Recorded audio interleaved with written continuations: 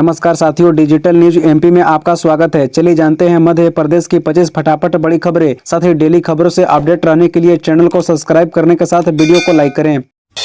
कांग्रेस अध्यक्ष रिमोट से चलते हैं, सनातन धर्म को गाली देते हैं, दमोह में बोले पीएम मोदी। मध्य प्रदेश में 17 नवंबर को चुनाव होने हैं। इससे पहले राज्य के दमोह जिले में प्रधानमंत्री नरेंद्र मोदी ने एक चुनावी रैली को संबोधित किया।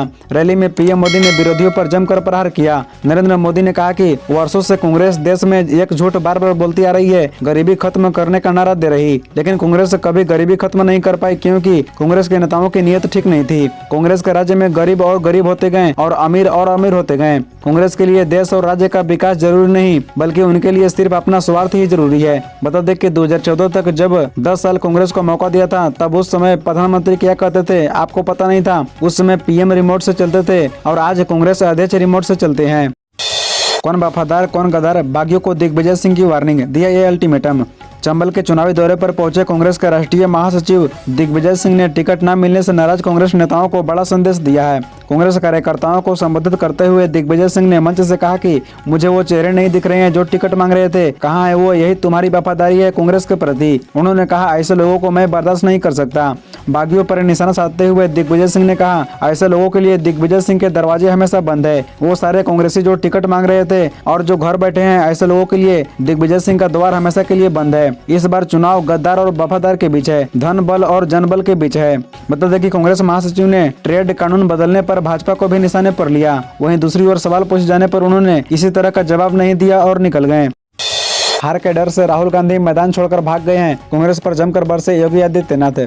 उत्तर प्रदेश के मुख्यमंत्री योगी आदित्यनाथ ने कांग्रेस के वरिष्ठ नेता राहुल गांधी के केदारनाथ जाने पर हमला बोलते हुए कहा कि चुनाव में कांग्रेस हार रही है, इसलिए संकट के समय राहुल केदारनाथ में रहकर प्रार्थना कर रहे हैं कि भगवान आने वाले समय में क्या होगा। आपको बता दें कि मुख्यमंत्री योगी बुधवार को मध्य प्रदेश चुनाव में भाजपा के पक्ष में प्रचार कर रहे थे। इस दौरान उन्होंने कहा कि कल एक चित्र देखकर संतुष्टि हुई कि राहुल जी को पहले से विश्वास हो गया है कि विधानसभा चुनाव के सेमीफाइनल में कांग्रेस बुरी तरह हार रही है। वे चुनाव का सामना करने की हिम्मत नहीं कर पा रही है, इसलिए मैदान छोड़कर भाग चुके हैं। उन्हें पता है कि कांग्रेस नहीं आ रही, इसलिए दर्शन करने चले गए। चुनाव के इन वक्त पर कांग्रेस के पूर्व अध्यक्ष को न रहना दिखाता है कि न उनकी पार्टी गंभीरता से लेती है और न ही उनकी जनता।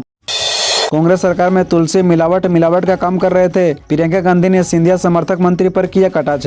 कांग्रेस की महासचिव प्रियंका गांधी ने मध्य प्रदेश की जनता से हनुमान बनकर कमलनाथ की सरकार को वापस लाने का आह्वान किया है। प्रियंका गांधी ने मध्य प्रदेश विधानसभा चुनाव 2023 के प्रचार अभियान के तहत इंदौर जिले के सवेर और देवास जिले के खाते गाँव में कांग्रेस प्रत्याशियों के पक्ष में जनसभाओं को संबोधित किया। प्रियंका गांधी ने रामायण के स्मरण को याद करते हुए कहा कि जब अत्याचार होता है और कुनीति का राज होता है तो हमें उनके खिलाफ लड़ना चाहिए।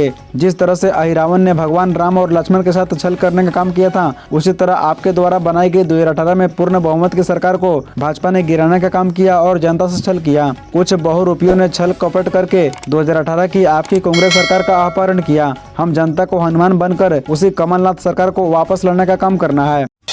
छत्तीसगढ़ में सट्टेबाजी और राजस्थान में काले कारनामे की डायरी, दमोह में कांग्रेस पर बरसे पीएम मोदी। पीएम मोदी ने प्रचार के सिलसिले में दमोह में एक विशाल जनसभा को संबोधित किया। इस सभा में उन्होंने दमोह की 8 विधानसभा सीटों पर वोटर्स को साधा। पीएम बनने के बाद यह उनका पहला दौरा था। इस दौरान उन्होंने कांग्रेस पर खूब निशाना साधा। उन्होंने कांग्रेस के झूठे और घोटाले पर भी वार किया। उन्होंने कहा कि कांग्रेस कभी गरीबी खत्म नहीं कर पाई क्योंकि उनकी नीयत ठीक नहीं थी। पीएम मोदी ने अपने संबोधन में कहा कि कांग्रेस में यही खेल चल रहा है। उन्होंने कहा कि गरीब परिवार का बच्चा डॉक्टर इंजीनियर नहीं बन पा रहा था, हम नई शिक्षा नीति लेकर आए हैं। एमपी सरकार ने इस पर अच्छा काम किया है, लेकिन कांग्रेस ने कर्नाटक में इस नीति पर रोक लगा दी। आपको इससे सावधान होने की जरूरत है। पहली बार के वोटर से मेरी अपील है, आने वाले साल में आपकी जिंदगी के सबसे कीमती सालों में से है। छत्तीसगढ़ में सट्टेबाजी और राजस्थान में काले कारनामों की लाल डायरी है। बैलेट पेपर था तो जीतते थे, ईवीएम आने पर गिरा ग्राफ। एमपी में बोली मायावती कुछ तो गड़बड़ है। कांग्रेस के बाद अब बसपा सुप्रीमो ने भी ईवीएम पर सवाल उठाए हैं। मायावती बुधवार को चुनावी राज्य मध्य प्रदेश में मौजूद थी। चुनावी सभा को संबोधित करने बुधवार को उत्तर प्रदेश के पूर्व मुख्यमंत्री और बीएसपी के सुप्रीमो मायावती रीवा पहुंची। रीवा के एसएफ मैदान में चुनावी सभा को संबोधित करते हुए उन्होंने ईवीएम को लेकर कहा कि जब तक बैलेट पेपर थे, चुनाव जीतते थे, उनके पार्टी के लोग जीतते थे और उनकी सरकार बनी, लेकिन जब से ईवीएम से चुनाव होने लगे तब से उनका ग्राफ गिरा है। इस सभा के दौरान उन्होंने कांग्रेस पर भी हमला बोला। मायावती ने ईवीएम पर सवाल खड़े करते हुए कहा कहा कि इस बार जो असेंबली का चुनाव हुआ है उसमें हमारा रिजल्ट बहुत खराब आया है, लेकिन इसकी वजह क्या है ये आपको भी समझना होगा। उन्होंने कहा कि जब तक चुनाव बैलेट पेपर से होता रहा तब तक बीएसपी के एमपी भी बने, एमएलए भी बने, यूपी में सरकार भी बनी, लेकिन जब से चुनाव ईवीएम से होने शुरू हुआ तब से हमारा गिराफ नीचे गिरा है। आतंकवाद का जनक कमलनाथ हैं, इंदौर में लगे पोस्टर से गरमाई राजनीति। मध्य प्रदेश कांग्रेस ने भारतीय जनता पार्टी पर इंदौर में पूर्व मुख्यमंत्री कमलनाथ के खिलाफ पोस्टर लगाने का आरोप लगाया है और इसके लिए बुधवार को चुनाव आयोग में शिकायत दर्ज कराई है। बता दें कि शहर में मध्य प्रदेश युवा मंच के नाम पर इंदौर 1 विधानसभा क्षेत्र के बाड़ा गणपति क्षेत्र में पोस्टर लगाया गया है। इस पोस्टर में लिखा है कि पंजाब में आतंकवाद का जनक कमलनाथ क्या वह मुख्यमंत्री बनने योग्य हैं। मध्य प्रदेश कांग्रेस सचिव राकेश सिंह यादव ने इस मामले में चुनाव आयोग से शिकायत की है, जिसके बाद नगर निगम के हटाने वाले दस्ते ने पोस्टर को हटा दिया। शिकायत के बाद यादव ने कहा कि इंदौर 1 विधानसभा सीट से भाजपा प्रत्याशी कैलाश विजयवर्गीय और नरेंद्र सलूजा, जिन्हें कांग्रेस पार्टी से निष्कासित कर दिया गया था, उन्होंने मिलकर शहर के बड़ा गणपति मंदिर में नगर निगम की टीम के द्वारा यह पोस्टर लगाया। इस इलाके में पुलिस चेकिंग पॉइंट भी है, लेकिन यहाँ रात में लगभग 3 बजे पोस्टर लगाया गया है। उन्होंने कहा कि हमने इस बारे में चुनाव आयोग से शिकायत की है। शर्म तो आती नहीं, बयान पर घेरे नीतीश कुमार पर पीएम मोदी भी खूब बरसे। बिहार के मुख्यमंत्री नीतीश कुमार विधानसभा में अश्लीलता भरे शब्दों में यौन संबंधों पर बोलकर बुरी तरह घिर गए हैं। माफी मांग लिए जाने के बाद भी भारतीय जनता पार्टी उन पर हमलावर है। बिहार विधानसभा में हंगामे के बाद प्रधानमंत्री नरेंद्र मोदी ने भी नीतीश कुमार पर निशाना साधा है। मध्य प्रदेश में एक रैली के दौरान पीएम मोदी ने कहा कि क्या ऐसे नेता माताओं बहनों को भला कर सकते हैं। गुना में चुनावी रैली को संबोधित करते हुए पीएम मोदी ने नीतीश कुमार का नाम लिए बिना उन पर जोरदार प्रहार किया। पीएम मोदी ने कहा, जो इंडी अलायंस का झंडा लेकर घूम रही हैं, जो देश की वर्तमान सरकार को उखाड़ फेंकने के लिए भागती के खेल खेल रही हैं, उन्होंने विधानसभा के अंदर जिस सभा में माताएं बहनें मौजूद थी, कोई कल्पना नहीं कर सकता है ऐसी भाषा में भद्दी बातें की। नीतीश के बयान के बाद कांग्रेस समेत अन्य विपक्षी दलों की चुप्पी पर भी पीएम मोदी ने सवाल उठाया और कहा कि महिलाओं के अपमान पर एक शब्द नहीं कहा गया। पीएम मोदी ने कहा, इंडी अलायंस का एक भी नेता माताएं बहनों के भयंकर अपमान के खिलाफ एक शब्द बोलने को तैयार नहीं।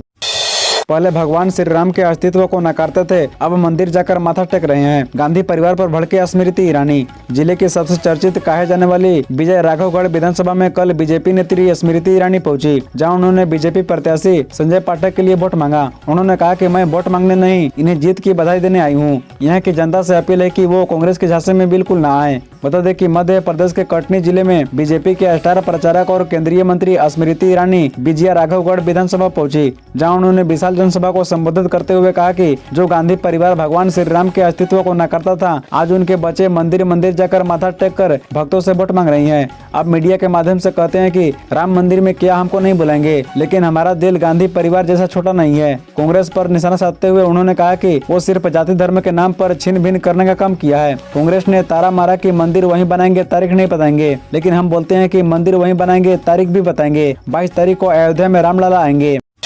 महाराज शिवराज और नाराज दिग्विजय सिंह ने एमपी में 3 बीजेपी का बताया मतलब।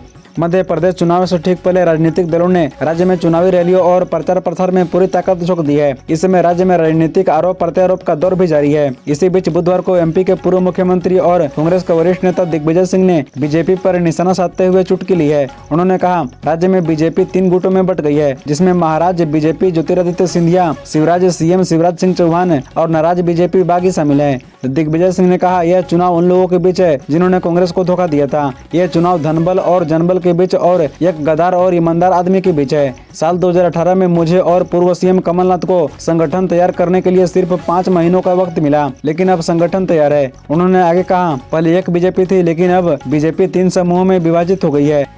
इसी तरह रोजाना खबरों से अपडेट रहने के लिए इस चैनल को सब्सक्राइब कर बेल आइकन को भी प्रेस कर दीजिए। धन्यवाद।